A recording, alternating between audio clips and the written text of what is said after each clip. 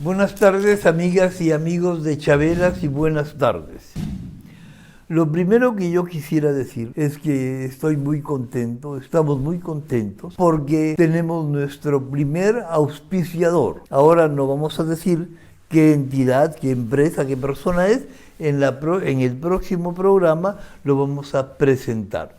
Pero agradecemos mucho a este primer auspiciador. El tema que voy a tratar hoy día es el tema del bicentenario de la consolidación de la independencia de la República del Perú. En el año de 1824 se dieron las batallas de Junín y Ayacucho, después de las cuales el ejército español, que todavía estaba en el territorio del Perú, se retiró. Y es por eso que valdría la pena hacer una reflexión en torno a qué ha pasado en estos 200 años que nos llamamos República del Perú. En primer lugar, me parece que lo que ha pasado es la delimitación y control del territorio. Cuando San Martín proclamó la independencia del Perú, ni los límites eran claros, ni el control del territorio estaba asegurado. La prueba más clara de que el territorio no estaba controlado es que el virrey La Serna y el virrey Pezuela primero seguían con su ejército en el territorio peruano, a pesar de que se había declarado la República. Pero en estos 200 años, poco a poco se ha ido, primero, delimitando el territorio y segundo, controlando ese territorio. Muchas veces la delimitación del territorio ha sido con guerras, como Chile, como Colombia, como Ecuador, ¿no? Y asimismo, esta razón de no haber delimitado el territorio desde el principio es lo que permitió que Brasil siguiera avanzando en la Amazonía por el este y Colombia también en la parte amazónica por el norte. El Estado no estaba presente en todo el territorio del Perú. Incluso hoy día hay zonas en las que el Estado no está totalmente presente, no controla. El Estado no controla su territorio. Por ejemplo, en las zonas donde hay minería ilegal, donde hay narcotráfico, donde hay tala ilegal, significa que no hay un control del territorio.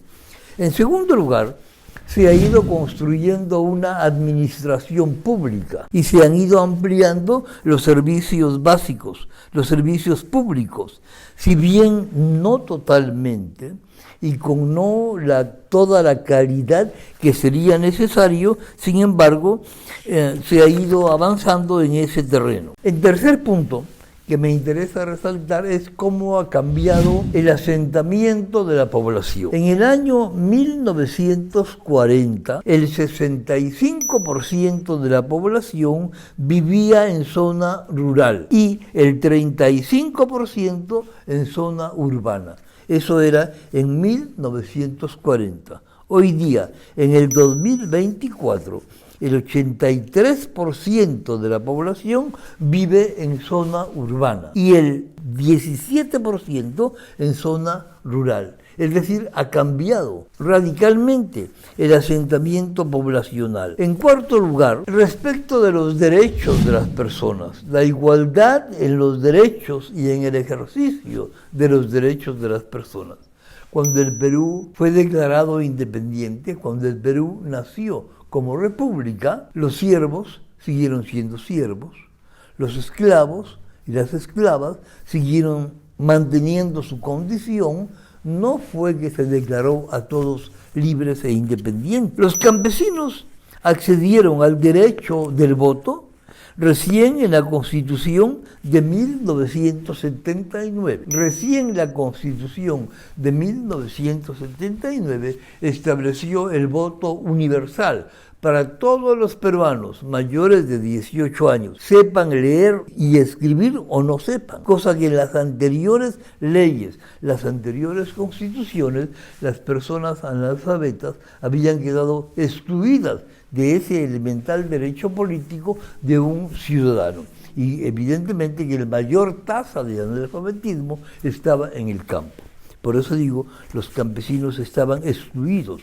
O sea, 158 años después de proclamar la independencia, recién el campesinado tuvo derecho del voto. La condición de servidumbre, recién con la reforma agraria en 1969, o sea, 148 años después de proclamada la República. La población en condición de esclavitud. En 1792 había 40.000 personas en condición de esclavitud. Y estas personas recién fueron declaradas en libertad en 1856, o sea, 25 años después, un cuarto de siglo después de haberse proclamado la independencia del Perú. San Martín lo que declaró fue la libertad de los vientres, es decir, que el niño que nacía a partir de 1821 era libre, pero tenía que quedarse hasta los 25 años en la casa de los amos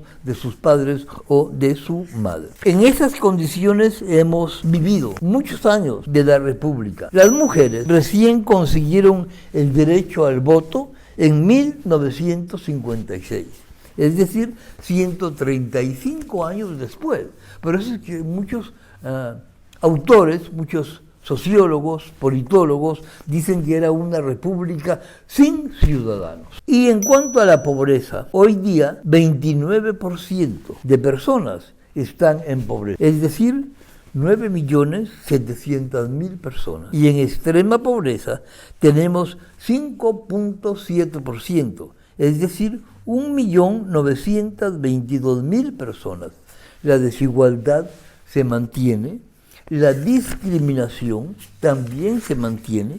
Todavía no somos una república de ciudadanos con plenitud de los derechos. Hemos avanzado, seguramente, hemos avanzado ciertamente, pero todavía no hay la plenitud de los derechos que en una república debería haber. Y finalmente, yo quisiera decirles que muchas de estas ideas, de estas concepciones que he presentado hoy día, las presento de un conjunto de lecturas, pero de este libro que se llama La promesa incumplida, que es del Instituto de Estudios Peruanos y que me ha sido prestado por una compañera de trabajo, Tatiana Cotrina.